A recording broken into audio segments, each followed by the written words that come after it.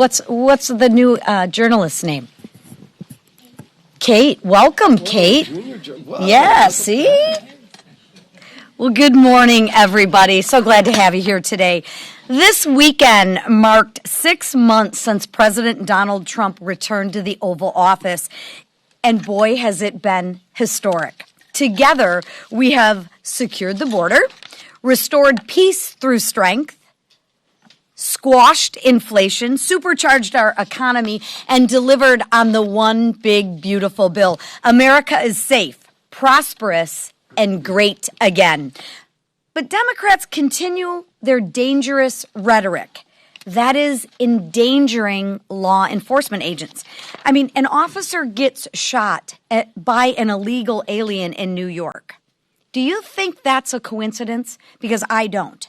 It's their policies. It's their rhetoric. You know, my question is, did their policies lead to this rhetoric and all this rhetoric lead to this attack? Ask yourself that. I'll let you be the judge of that. Do you think their policies and their rhetoric hurt law enforcement agents or help them? Just ponder on that for a minute. This week, House Republicans will return home for our annual work period. And during this work period, we are going to work with our members to take our message coast to coast, and we're going to make sure that we have the Democrats own their message, because we all know they like to weasel out of their message. And we're going to take our message from Long Island to the suburbs of Los Angeles. The American people will hear how the one big beautiful bill will benefit them.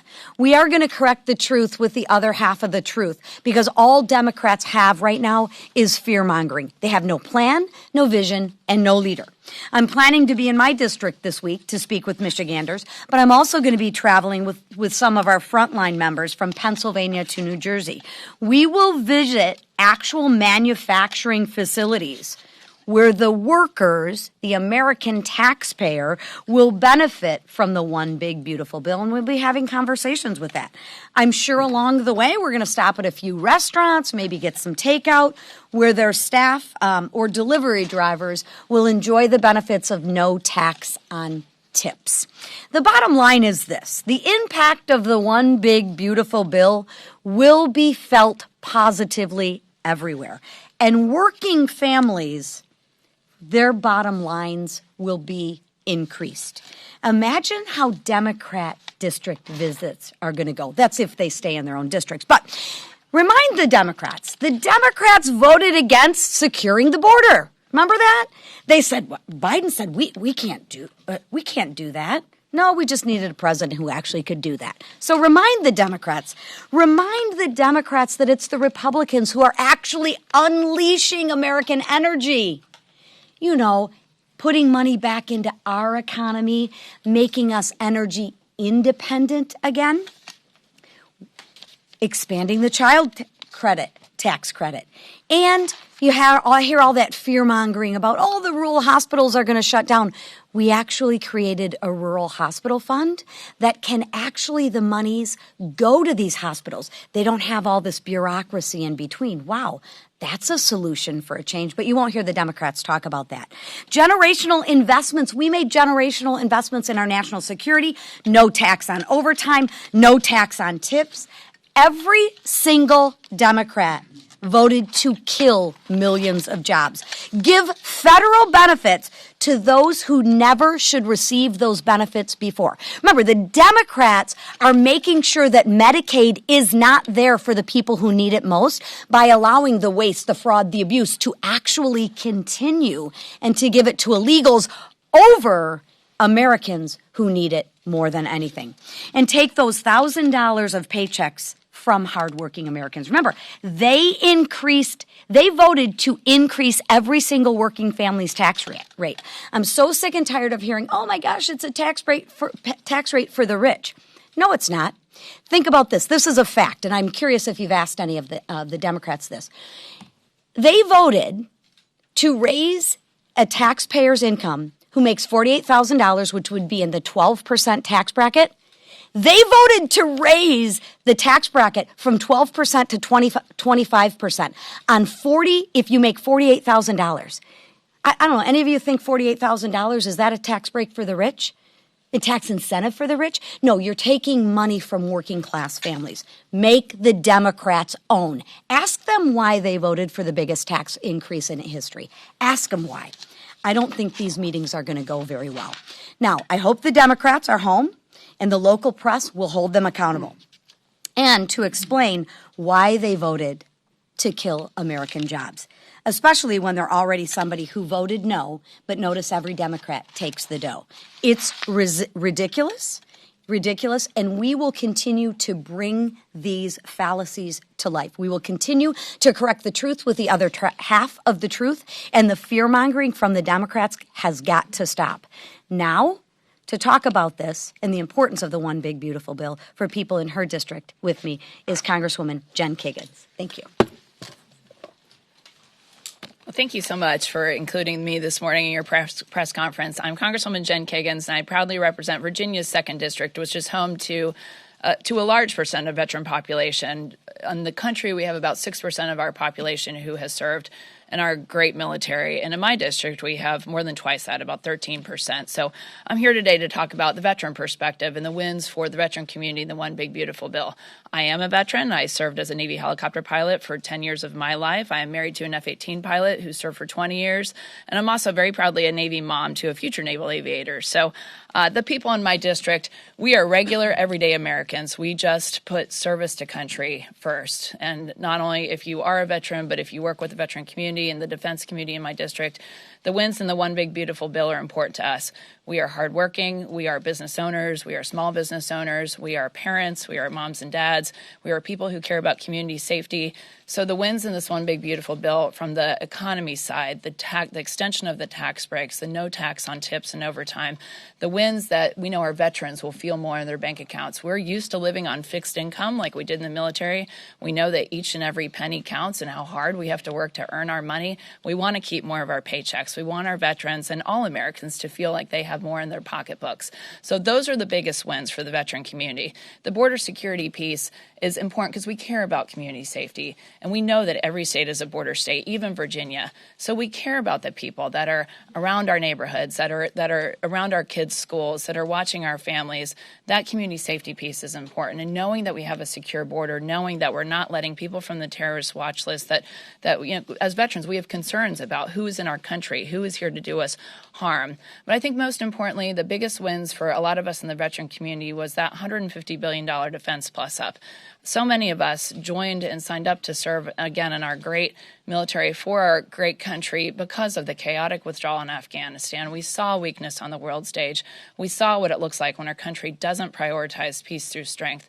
The world is a very dangerous place. And now as a military mom, really, I care about that issue. And so many people in my district, so many of our children are serving, so many of my neighbors and friends. So for me, that peace through strength piece is the most important piece. And we're seeing Republicans put our money where our mouth is and prioritize quality of life, quality of service initiatives for our military. We're seeing next generation strike fighter funding. We're seeing money for 16 more ships being built. There's $9 billion for quality of life, $29 billion for shipbuilding, $16 billion for shipyards and depot, which we know are in need of repair, $9 billion for air superiority. We need to prioritize this peace through strength part, and that's what this One Big Beautiful Bill does. During the Biden administration, we had defense spending at an all-time low. We know that in times of our greatest peace, defense spending is about 5 to 6%. President Trump has not only agreed to do that for our country and for our military, but also he's encouraging our allies to do that, and we're seeing them get on board with that too. So I can't just emphasize enough the importance of prioritizing defense spending and what this big, beautiful bill does for that. You know, as Republicans and as veterans who care about how much money we have, we also want to make sure that we are not wasting money. And the programs, the reforms that we've put in place for Medicaid is important. We know that we want to keep that program for people who need it the most. We have plenty of veterans who are disabled, who are Medicaid recipients. I want to make sure that program is there for them. So the reforms we put in place are so important. But it's certainly a privilege to be able to represent, again, a district that has one of the largest veteran populations. These are great wins for the American public, great wins for the veteran community, and I'm very proud to be a part of this effort. Thank you so much. Great job, Jen. Over the weekend in New York City, an off-duty Customs and Border Protection officer was shot in the face during an attempted robbery by two illegal aliens. These two criminals were allowed into our country by the Biden administration, where they both have gone on to commit multiple crimes. Assault, kidnapping, larceny, and now attempted murder make up their rap sheet. Senseless, dangerous sanctuary policies put these criminals back on the streets after their numerous arrests, enabling them to wreak havoc on innocent Americans. The damage done by the Biden administration's deliberate open border policies cannot be understated.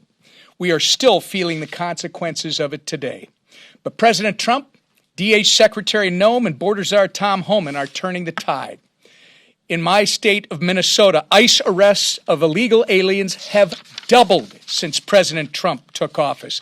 And while the local worthless media in my home state tries to spin that as a bad thing, the brave men and women of ICE are getting the worst of the worst illegal aliens off the streets of Minnesota and America, restoring safety and security to our communities.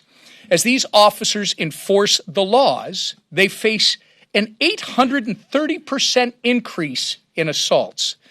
To the ICE agents risking their lives to keep us all safe, thank you. To the Border Patrol agents and custom officers securing our border, thank you. The One Big Beautiful Bill supports their efforts by giving them the tools they need to continue this critical work, including more ICE officers, more Border Patrol agents, more border wall, and more detention space. These resources strengthen and make permanent the great success that President Trump has already had securing the border and deporting criminal illegal aliens.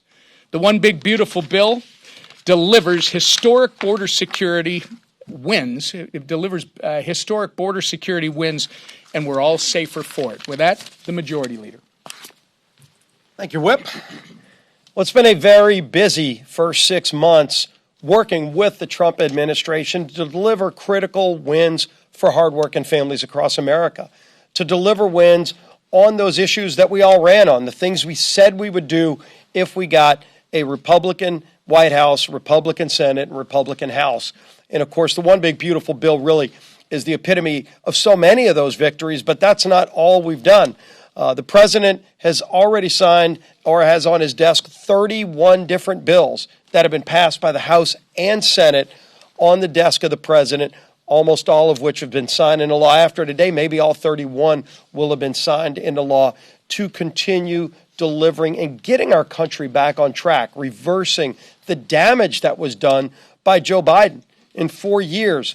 What the Democrats did working with Joe Biden, not just to increase inflation, increase interest rates, to increase regulations and rules that stifled the ability for small businesses to grow. We've been working hard to reverse all of that. And while we are celebrating all of these wins, we are not tired of winning. And the American people aren't either. That's why this week we still have more bills on the House floor, but we also have a lot of work being done in our committees. The Appropriations Committee this week is taking up 3 more appropriations bills in full committee. Tom Cole and his members have been doing an incredible job of getting their bills out of committee. The House has already passed over 60% of all government funding over to the Senate. And this week we're going to see something that hasn't happened in years. The United States Senate is finally taking up a House appropriations bill. That should be something that's always going on in Congress, where you see the House and Senate doing their jobs together. But Chuck Schumer, for years, refused to participate in a normal appropriations process because he wanted shutdowns. He wanted chaos. It's one of the reasons the Democrats lost the Senate, is because the American people didn't want that dysfunction. And John Thune promised there would be a new day in the United States Senate, and Leader Thune is delivering on that. And one of those commitments he made is that we would have a normal working appropriations process, and they're actually doing that this week, moving the Milcon VA appropriations bill and continuing to move more of the bills that we're sending over from the House. And so as the American people see Washington working for them for a change, we're also going to be going during this district work period and explaining to the American people what's been in a lot of those bills, because the Democrats have been lying over and over and over again about tax cuts for billionaires. They're talking about hospitals closing. Everybody in America is going to die, according to every Democrat. And of course, when the American people look at what's in those bills, they're going, wait a minute. You know, the waiter and waitress in America who averages $32,000 a year is going to get about $1,700 more dollars in their pockets. That's real money for working people. And every Democrat voted no. You know, so while they're going back home and explaining and lying about the bills, we're going to start panning out across the country, telling the truth about what really is happening in the economy for working families. And we're proud of that. We're not done delivering, but I think it's important that we take some time to talk about what we've already done and delivered as we continue to move more bills. Like I said, a lot of work being done this week in committees. Energy and Commerce has taken up the NIL bill. You're seeing Judiciary focus on that report. It's been covered pretty well, but I think there's a lot more to the story about the Russian collusion hoax that started under President Obama, and some of those facts are finally starting to come out. You know, it's interesting to see Democrats want to talk about Jeffrey Epstein all of a sudden. For 4 years, Democrats hid and covered up the Epstein files. They did. They had it for 4 years. And Trump's in the courts right now trying to get a lot of that information unsealed so the American public can see it. But we're going to continue pushing for that transparency. Our committees are going to keep working to deliver more results for American families. That's what we've been doing. That's what we're going to continue to do, while Democrats just vote no. They hide, they lie, they try to talk about what they would do if they were in power, but of course everybody knows what they did when they were in power. They moved a far-left socialist agenda. They're about to elect as their new party leader a socialist Marxist mayor of New York City. And half the Democrats, they all want to meet him and take selfies with him, and yet they're not sure if they're going to endorse him or not. But the bottom line is that's where their party has moved, in Washington, in New York. But that's not where America is. Republicans are delivering for Americans, for hardworking families, all across the political spectrum. And that's why this economy is finally starting to move in the right direction.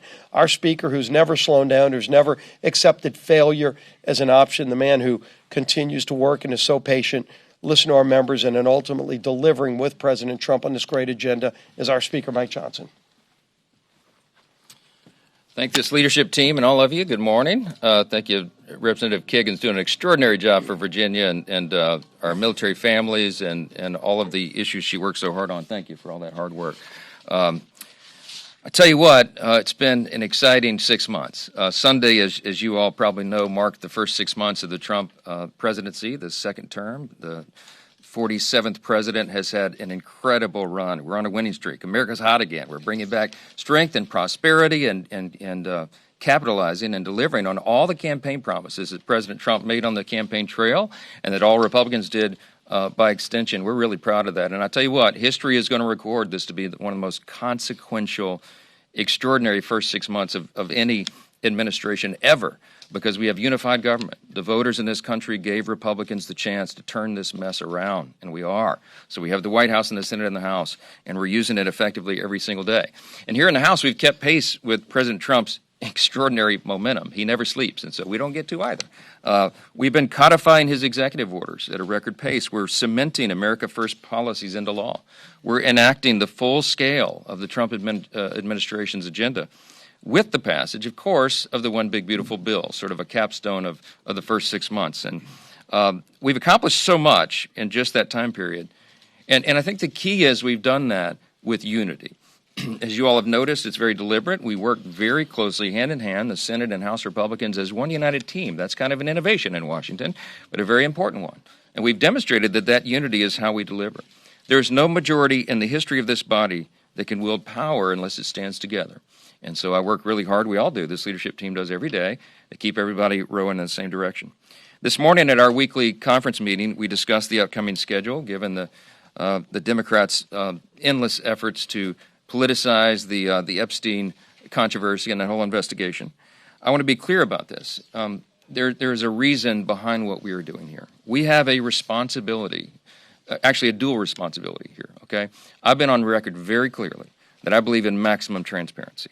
I think every single House Republican will say the same thing. In fact, they've told me that publicly and privately. They talk about this. We want maximum transparency. We also understand the other part of that duty is that we have to protect innocent victims, okay? We have to do both things at the same time. What do we mean by that? Look, involved in the Epstein evil, okay, which is what it was. Let's call it what it was. There are innocent victims of those unspeakable sex crimes, okay? Some of them were minors. Some of them were not. When the Epstein records are turned over to the public, which we must do as quickly as possible, we have to also be very judicious and careful about protecting the innocent. I think everybody in the country should understand the necessity of that. It is the standard. I used to be a litigator. It's the standard in the court of law and the courts. It's the standard in law enforcement. Anyone who's served in law enforcement understands the necessity of that. It is the standard with government agencies. We protect the innocent. So we cannot be careless in an open release like that. You have to be very careful.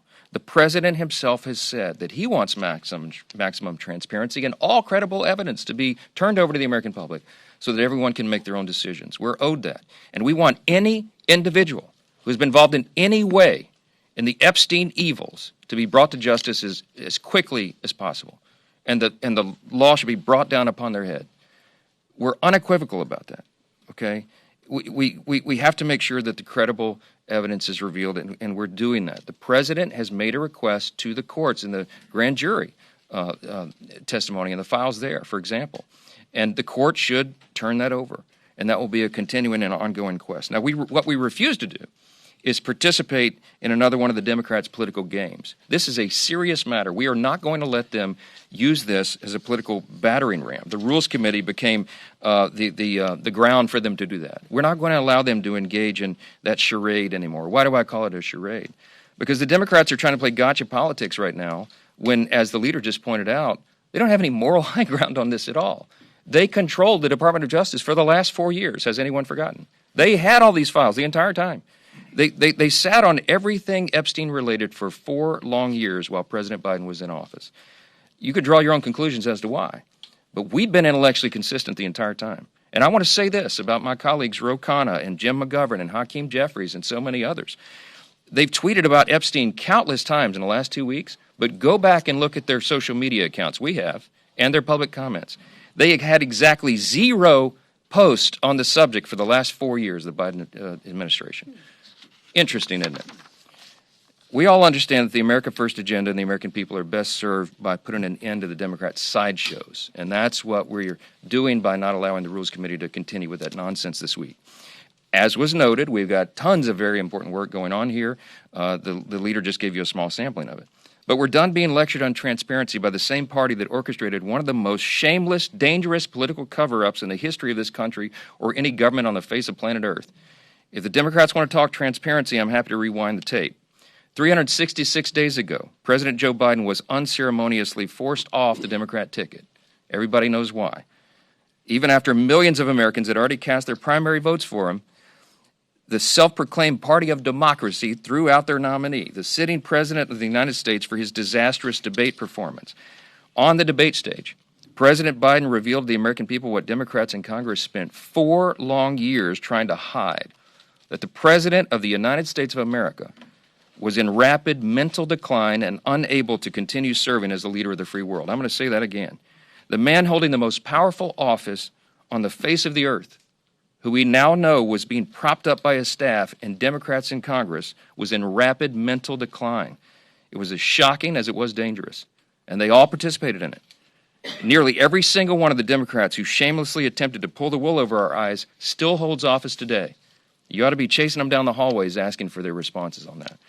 We released a 14-minute-long video yesterday with just a small sample of the countless receipts of the Democrats at every level spending this fantastical lie to the American people. I encourage every reporter in this room to go watch that. You ought to use the clips, and you ought to go ask them about it. And remember that the same Democrats who lied to us for years are now trying to convince you they stand for transparency. They participated in one of the greatest political scandals in all of history, and the House Republicans are not going to allow this to be whitewashed from the historical record. We'll continue to investigate and shine light on those who perpetrated this and provide answers directly to the American people. Now, President Biden's mental condition was poor, but his legacy of achievement in office was even worse. And I've said many times, after those 4 years of Biden and Harris, every single area of public policy was in a disastrous state. In Congress and the White House, we've been hard at work from day one of this Congress, day one of the Trump administration, trying to undo all that damage of the last 4 years. And we're laying the foundation for what will make our country safer, stronger, and more prosperous than ever before. The American people gave President Trump a clear mandate to enact his America First agenda, and Republicans answered the call. To date, we've enacted 50 of the president's executive orders, from reining in bureaucratic waste, fraud, and abuse to passing common sense legislation to delivering our once-in-a-generation legislative victories through the One Big Beautiful Bill. Let me give you a quick summary. Americans asked for secure borders and safer communities, and Republicans delivered the largest investment in border security and interior enforcement on record. And with the Halt Fentanyl Act and the Lake and Riley Act, we're making sure American communities are safe from deadly drugs and illegal aliens that have taken far too many lives. The American people asked us for bigger paychecks and more affordable gas and groceries, and we delivered on that too. We delivered the largest working and middle-class tax cut in the history of the United States. And we've torn down Biden-era regulations like the California EV mandate that was just madness and worked against working families and American energy dominance. The American people demanded fiscal sanity, and Republicans delivered again. We passed more than $1.5 trillion in spending cuts so the government can begin to live within its means again. All of this is real, positive change for American families. The kind that they are going to directly feel in their bank accounts, they're going to see it in their neighborhoods, and they're going to count on it for years to come. Any of these individual feats as standalone bills would have been considered historic achievements by any Republican Congress. And we got them all done, all together, in one big, beautiful bill. And the more the American people hear about that bill, the more they like it. There was a Harvard Harris poll that recently surveyed the individual titles, the individual pieces of the big bill. And they found that 17 of the 21 major proposals polled had a majority of support. That's including things like reducing federal spending and imposing common sense work requirements on public assistance. But while the American people continue to learn about the bill, they'll also begin to feel its positive effects because we did this on a very aggressive timetable. As you all know, we put it on an ambitious timeline to be delivered. Many in this room said it wouldn't succeed. You wrote about it. I read all that. That's fine. We said we needed 6 weeks to craft our House budget resolution, and we passed it in February. We said we'd pass our House version of the One Big Beautiful Bill by Memorial Day, and we beat that deadline by 4 days. We said we'd pass it through both chambers and get it to the President's desk for signature by July 4th. And what happened? We had a big, beautiful signing ceremony at the White House on Independence Day. It was a historic day, and it's a testament to what this House Republican Conference can accomplish when we remain united and working towards a common goal. Last thought here, on closing note, this is the last leadership press conference before we enter the August district work period.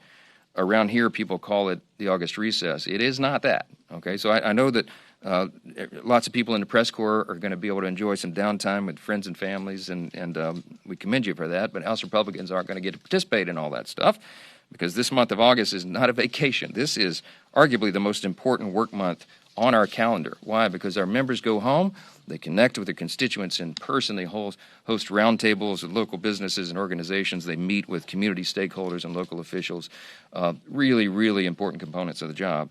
And frankly, they need to cut through the false and misleading claims about the One Big Beautiful Bill from the media and the Democrats. As I mentioned, the more people know, the more they greatly favor the bill that we passed. And House Republicans are going to spend the month highlighting how it will positively impact our districts and our communities. With that, I'll take a few questions. Mr. Speaker. Chad. Good morning. You say yesterday that you were in lockstep with the administration on the Epstein files, but it doesn't seem that you're in lockstep with all of your House Republicans. Thomas Massey was saying in the past hour that this is going to come back and bite Republicans. What do you say to those schisms inside your conference here? I say Thomas Massey is the one trying to bite Republicans, okay? I'm not quite certain what his strategy is. But it's just not him. Otherwise you guys wouldn't be calling off the week tomorrow. You'd be able to put your rules on the floor. I understand the issue with the Democrats. Yeah, no, I just explained why. We're not going to play political games with this. We've all been very clear and transparent. The House Rules Resolution sets a good standard and requires all credible evidence to be released, and that's exactly where the White House is. There's no, as I've said many times over the last, as I've said many times, there's no daylight between the White House and the House. You have to allow the legislation to ripen, and you also have to allow the administration the space to do what it is doing. The president has said clearly, and he has now ordered his DOJ to do what it is we've all needed DOJ to do for years now, and that is to get everything released. So they're in the process of that. There's no purpose for Congress to push an administration to do something that they're already doing. And so this is for political games. I'm very resolute on this. We can both call for full transparency and also protect victims. And if you run roughshod or you do it too quickly, that's not what happens. But I'm convinced that the DOJ is going to do their job, the administration is going to do their job, and we'll do our job. And so we'll see to it. Yes, ma'am. I have a corner. Thank you, Mr. Speaker. Just to follow up on that, I know before when you were asked whether or not you would back Mr. Massey for re-election, you didn't give a direct answer. He had some harsh things to say about your leadership yesterday related to the Epstein files. Have you made up your mind whether or not you would support him or back him against the presidential back? So here's as the leader of my party, I lead the incumbent protection program. Okay, that's my job. I go all around the country. I travel endlessly, incessantly. I have to raise over $300 million to do that, and we want everybody to come back. And some people, I try to protect them from themselves. You know, they kick and scream and bite their own colleagues. Some people seem to enjoy trying to inflict political pain on their own teammates. I'm not going to address anybody individually, but I'll tell you that some here are much more frustrating than others. There's a small, tiny handful, but one in particular who's given me lots of consternation. I don't understand Thomas Massey's motivation. I really don't. I don't know how his mind works. I don't know what he's thinking. Thomas Massey could have brought his discharge petition any time over the last 4.5 years. Over the last 4 years of the Biden administration, he could have done that at any time. And now he's clamoring as if there's some sort of timeline on it. It's interesting to me that he chose the election of President Trump to bring this, to team up with the Democrats and bring this discharge petition. So do I have some concern about that? I do. But you know, in me and my way, I try to follow Ronald Reagan's 11th commandment, never speak evil of another Republican. My gosh, it's hard to do sometimes around here. I also try to follow the scripture. You know, it says, bless those who persecute you. So let me just say about Thomas Massey, could you just accept my Southern, bless his heart? Okay, I don't know what else to say about it. We're for maximum transparency. We're engaging in that right now. And we don't need political games. Yes, ma'am. Over here. Yes. Wait. I was pointing at her. Go ahead. Sorry. So health insurance companies are requesting 15% premium increases for next year. They're citing the expiration of the care subsidies. Are Republicans thinking about this? Is there any possibility that they would look at extending those subsidies or any other things to the health insurance? I think that goes to the end of the calendar year, so we'll have discussion about the issue later, but it hasn't come up yet. But it's on the radar. Back row, yes. Thanks. Two questions. First is, did the president or anyone in the administration ask you to delay the resolution until after recess? No. But I, as you all know, I speak to the president multiple times a day on a typical day, often, always. And what I know about the president's heart on this is that he agrees with everything I've said here today. He wants maximum transparency, but he's also very insistent that we do not subject people who have already been victims of unspeakable crimes to further public scrutiny. And it would be a very dangerous thing to put those people's names out or to do a release of information in a way that is haphazard where they could be easily unmasked. And so you have to be very careful about how you do that. I think we have a moral responsibility to do that. We have a moral responsibility to expose the evil of Epstein, and everybody was involved in that. Absolutely. And we're resolved to do it. But we also have an equal moral responsibility to protect the innocent. And that is a fine needle to thread. And we could all give ourselves easy political cover and come out and do something in a haphazard fashion, but I would not be able to sleep at night because I know our legal responsibility. I understand what the legal standard is, but more than that, the moral standard, okay? So we're going to do this, and we're going to do it expeditiously. We're going to do it the right way. What is popular isn't always right, and what is right isn't always popular. I had an 8th grade teacher tell me that one time. I carried it with me my whole life. We're going to do the right thing here. And the American people at the end will see that we did that in the right way and on the right timetable. Yes, sir. Wait, hold on, wait a second. What'd you say? Wait, did she say it?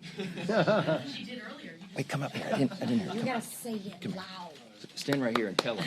Tell them. Last question. Last question. Yes. Yes. Thank you. Wait, over here under the clock. Yes, sir. Yes, sir. Yes, sir. No, behind you, right here. Sorry. Go ahead. Thank you so much, Mr. Speaker. Russia is still bombing Ukraine, and a lot of Ukrainian civilian people are still dying.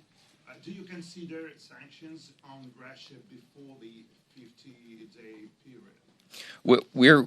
We were talking about sanctioning Russia, but I think the House and the Senate agree that the White House, having given that deadline of 50 days, we need to allow the Commander-in-Chief and the administration and the Secretary of Defense and the Pentagon to do what they're going to do, and we'll see how that plays out. But I can tell you the appetite here is that we've got to bring accountability to Vladimir Putin and make this war cease. We need peace over there. It's gone on too long. Too many innocent people are dying, and we don't want further American involvement in this at all. But I do think what NATO is doing and our allies around the world may be effective. I think we've all had enough of it, and we hope it comes to an end soon. But we trust the Commander-in-Chief. He's restoring peace through strength.